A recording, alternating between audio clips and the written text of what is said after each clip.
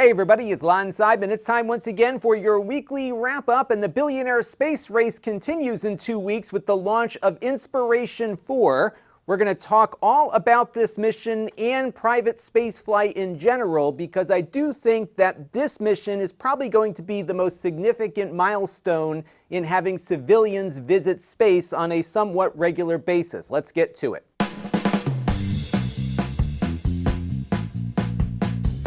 Now, what's significant about this spaceflight is that it is the first true private orbital mission with a crew. And what that means is that there's no government sponsoring or paying for this flight. It is completely privately financed, and it's being launched on SpaceX, which of course is a private space company. And that's what makes this mission very significant. They're going up like astronauts, but they're not working for NASA. They are launching from NASA facilities, but SpaceX pays NASA for the right to use those facilities. But the notion of citizens flying in space is nothing new. In fact, during the space shuttle program, there was a designation called payload specialist, and there were a number of civilians that went up on the space shuttle who were working for private companies or research institutions, or perhaps members of Congress, that were able to go into space on the shuttle as a private citizen. But that, of course, was financed and funded either by the company paying for the experiment or by NASA itself. A few notable examples are Bill Nelson, who is now the NASA director. He went up into space as a congressman, and another congressperson during that period of time also went up. Of note, the flight that Bill Nelson was on was the last flight before the Challenger. And unfortunately, on the Challenger mission, that was the mission that Krista McAuliffe, a payload specialist, the first teacher in space, tragically died along with her crew when the shuttle experienced the breakup on its way to orbit. Now, in the early 2000s, there was a kind of a brief period of a number of space tourists going up to the space station on the Russian Soyuz capsules, because the Russians had an extra seat and they started selling those seats to people with a lot of money. The first one to go up was Dennis Tito. Now, during this period of time, a number of people were able to pay for those extra seats on the Russian rockets, including Richard Garriott, who's also known as Lord British, the creator of the Ultimate video game series. He had a very active interest in space throughout his life because his father was an astronaut, and he was able to go up to the space station, and he produced a lot of cool video from that trip, which you can find on his website that you see linked here on screen. Definitely worth checking out to see what that experience was like. Now, more recently, we've got now these suborbital services launching people into space, including Richard Branson's Virgin Galactic.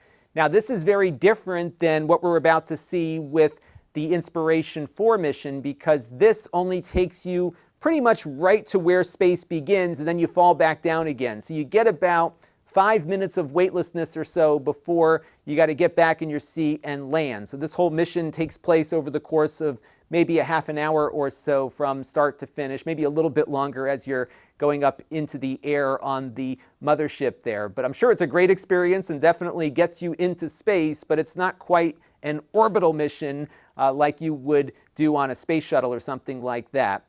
Also recently, we have Blue Origin, which is owned by Jeff Bezos, the Amazon founder. And this is a similar trajectory here in that you launch from the ground on a rocket, you go into suborbital space altitudes, and you float around for a few minutes, and then you come back down on parachutes. So you do get to see the curvature of the Earth and experience what it's like to be in space, but you're not up for all that long. And that is why this mission that is happening in about 2 weeks, the Inspiration 4 mission, is significant because this is completely private, but they're going to be going to orbit for a number of days and then coming back down just like NASA astronauts do and landing in the Gulf of Mexico.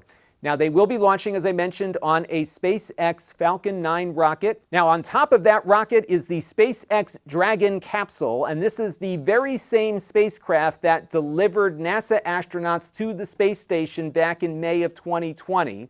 And the reason why SpaceX is allowed to put private citizens on this very same spaceship is because the spaceship is owned by SpaceX, not NASA. NASA just buys seats on the capsule, but it is the property of SpaceX, and if SpaceX wants to send people up who can afford to go, they are allowed to do that. They are launching from NASA facilities, but as you can see, SpaceX has completely rebranded the launch pad because they are leasing space from NASA to operate their rockets privately. So they can launch NASA missions from here, they can launch private missions from here, and missions for commercial contractors for satellite delivery and that sort of thing. And that's one of the big changes that's happened down at the Kennedy Space Center. It's really getting leased out to all these different private companies that are competing to develop more affordable access to space. And I think it's been a very significant development. And one of the interesting things about Commercial Crew is that its objectives were twofold. One was to reduce the cost of getting NASA astronauts into space and do so more safely, but also really stimulate a private space industry. And this is kind of the first example of that private space industry pivoting into crewed missions. Now, if you're interested in the genesis of this Commercial Crew program that NASA started, check out this article I co-wrote with my friend Doug Hardy about 10 years ago. We were down at the Kennedy Space Center for the last space shuttle launch, and SpaceX took us around to their early facilities. We had a lot of access to their spokespeople. We got a really interesting look at the future, and it looks like a lot of what people hoped that future would be has kind of come to fruition. And in addition to all the benefits that NASA got from this program, there's also a lot more activity happening in the United States for just regular satellite launches. For a long time, there were very few commercial satellites launching from the United States, including satellites made by US companies. And SpaceX has really brought a lot of competition to the market globally, to the point where the entire industry is shifting to try to catch up to their low orbit costs. And I think that's pretty significant. Now, the mission for Inspiration 4 is going to be a 3-day outing. They're going to go to quite a high altitude of 590 kilometers, or about 370 miles at apogee, the highest point in their orbit. And just to put that into perspective, most of the space shuttle launches were taking place at around the orbital height of the International Space Station at around 420 kilometers or 262 miles. The Hubble Space Telescope was probably some of the highest altitude missions that the space shuttle ever flew. The Hubble is at 540 kilometers or 336.1 miles. And on Inspiration 4, they're hoping to go a little higher than Hubble, 590 kilometers or 370 miles. I may be mistaken, but I think this is probably the highest that humans will have orbited the Earth since the Apollo days. And if I'm wrong, correct me in the comments below, but they're really trying to push the SpaceX hardware super hard here to get up to that height. Now, the mission is being paid for and commanded by a billionaire, of course, Jared Isaacman, and he has paid SpaceX for this mission. And he was kind of smart about how he went about it, because the people coming along with him are not his billionaire buddies. He's actually given away the other 3 seats. And what he's hoping to do is raise money for the St. Jude Children's Research Hospital. And if you're not familiar with St. Jude, they are a hospital that treats children with significant illnesses like cancer and other things. And the cost to treat those children is completely free to the families. They rely on people donating to the hospital to help those children and families out. They have done a lot to save the lives of many. And one of the crew members is coming from St. Jude, Haley Arsenault.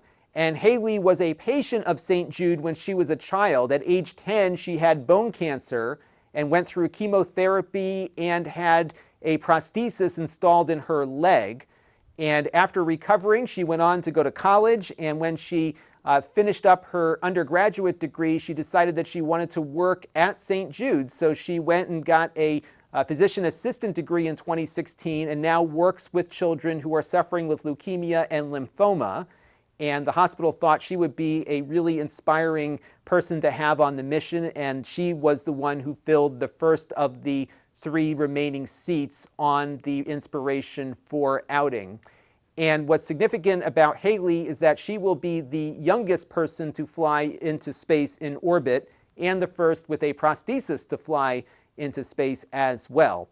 Now, the other 2 seats were basically raffled off, and there was a Super Bowl ad that came out last January having you go to inspiration4.com to see how you could win one of the 2 seats. And one of the ways you could win was by donating to St. Jude through one of those online raffles similar to an Omaze thing. So you would contribute a certain amount of money, you would get a certain number of entries, and they picked the winner at random. The winner, of course, did need to pass a medical evaluation to make sure you could handle the stresses of spaceflight. And the winner was an Air Force veteran, Chris Sembrowski. And Chris was a space camp counselor in his youth. I always wanted to go to space camp as a kid and never did. He then went on to college where he got a degree in aerospace engineering, and then he went into the Air Force, and now he works in the aerospace industry. And the last seat was given away through a different contest. Now, this contest was run through Isaacman's Shift4 business. This is how he made his money. He got started in 1999 doing payment processing. He eventually got a foothold in the restaurant industry doing processing of payments and point-of-sale systems, and was quite successful at it, so much so that he could afford to send himself into orbit. And over the last couple of years, the company has been making acquisitions. One of the acquisitions was an online storefront company similar to Shopify and others, except this online storefront is free, except you have to run all of the payments through the Shift4 payment processing system. So he's kind of competing against PayPal and Stripe and others. And the deal with the contest was that you had to launch your own Shift4 shop and then make an inspiring video about why you should be selected to go. And Isaacman had a panel of 4 judges. He was not involved in the choosing of the 4th seat. And that panel would whittle the videos down to 10, and then they would choose the winner from those finalists. Now, I did submit a video for this. Some of you saw it. I obviously didn't get it because I'd be in a spacesuit right now. My wife was quite relieved. So I will not be going, but the person who did get picked, I think, was the best candidate out of all of them, myself included, Dr. Sion Proctor. She is a lifelong educator. She's a PhD. She's a pilot. She was an analog astronaut where she did one of those simulated Mars missions out in some remote, desolate location. And also notable, she was a 2009 NASA astronaut program finalist, but she was ultimately not selected. But it does go to show you that no door is ever closed if you stay persistent. So I am very excited for Dr. Proctor, and I look forward to seeing what she does on orbit. What was really striking to me was how few people applied for this particular contest. I think there was fewer than 150 that actually submitted entries. So this is definitely the closest I've ever gotten to going to space, at least for now. And I'm wishing Dr. Proctor and the rest of the crew the best on their mission. It's great to see 3 everyday folks get a chance to go into space. Now, they're going to be spending the 3 days cooped up in this tiny Dragon spacecraft. Check out the square footage here, about 328 square feet or 9.3 square meters. But remember, when you're in space, there is no up or down, so you can make use of the entire volume. So some people can sleep on what looks like the ceiling, some can be on the floor, some can be on the walls. You've got a lot of flexibility while you're up there. The other thing that's kind of cool, and I'm looking forward to seeing pictures from orbit, is that they changed out the docking connector on the Dragon spacecraft and put in a cupola. So there's going to be a big window at the top for the private astronauts here to look out and take pictures and show us a different view of the globe. And that's because this particular spacecraft will not be docking with the space station, so they were able to add that window. And my understanding is that the location of the toilet on board happens to be near that cupola, so that might be the view you get while you're doing your business in the space potty on board the Dragon. Now, they've been undergoing an extensive amount of training that began in late February or early March of this year. And all of that training has been conducted by SpaceX. Now, they're not going to the space station. They're not doing spacewalks. So a lot of the training that NASA astronauts get to do those things, they're not getting here because they're not doing those things. They are learning the ins and outs of the Dragon spacecraft during this training period. And this training is much more significant than the week or 2 of training you get for the Blue Origin or the Virgin Galactic flights. Now, a lot of people are wondering what this costs, and there hasn't been any public disclosure of what Isaacman is paying to go up on this mission, but we can maybe discern it from some publicly available information. So right now, if you go over to the SpaceX website, you'll see that a Falcon 9 flight with your own payload will run you about $62 million, and that does not include the cost of the payload itself.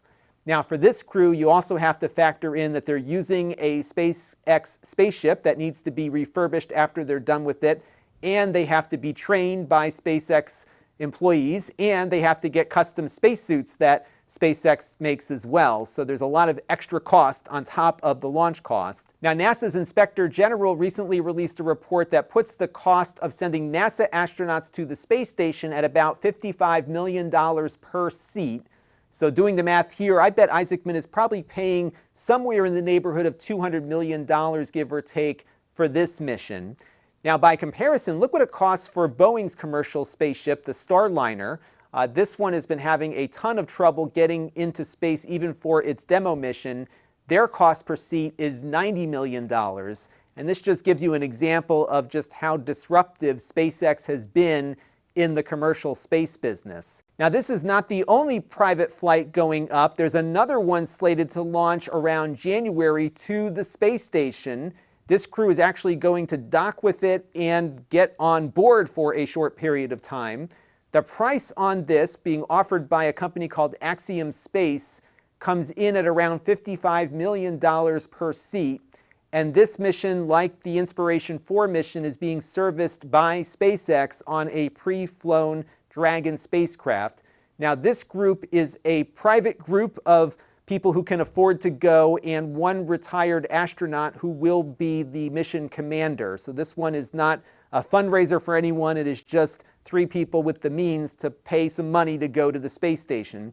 Around the time that this mission was announced, NASA also released a price list about how much it costs to be able to accommodate these guests to the space station. And you can see some of the costs here that get factored into the mix there. And I'm not sure if that's part of the $55 million they paid or if this is something NASA bills on top of that.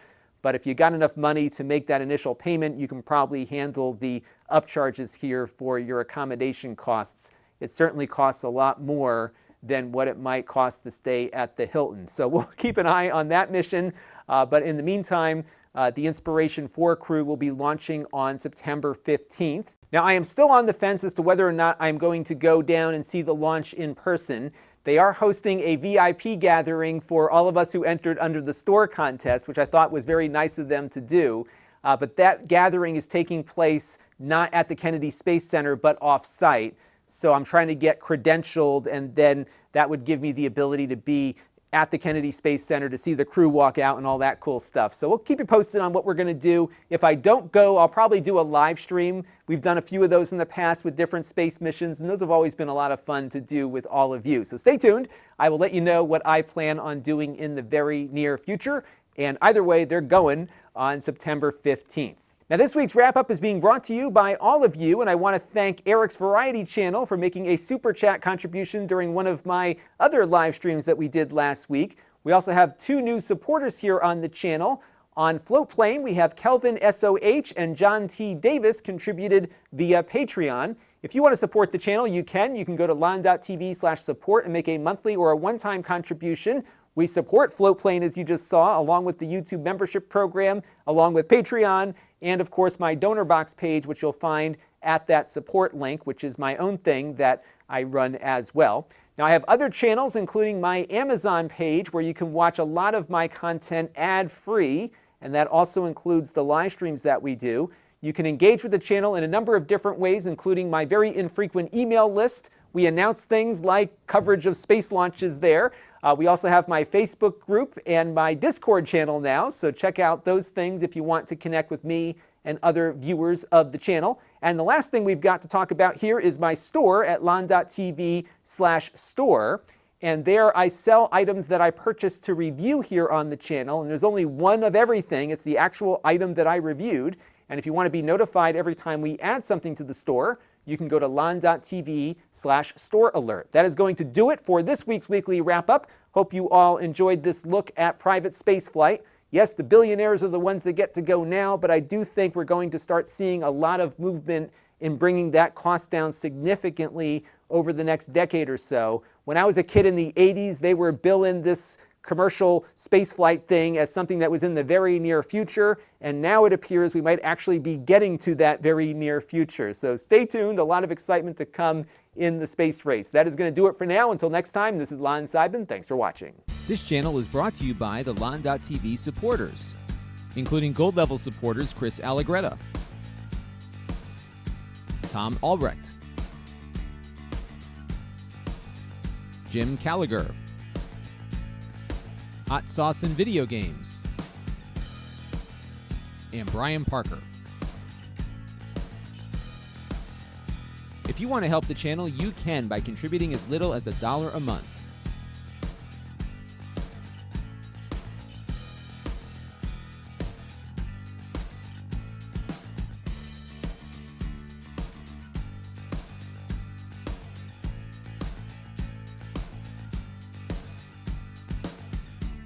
Head over to lon.tv/support to learn more.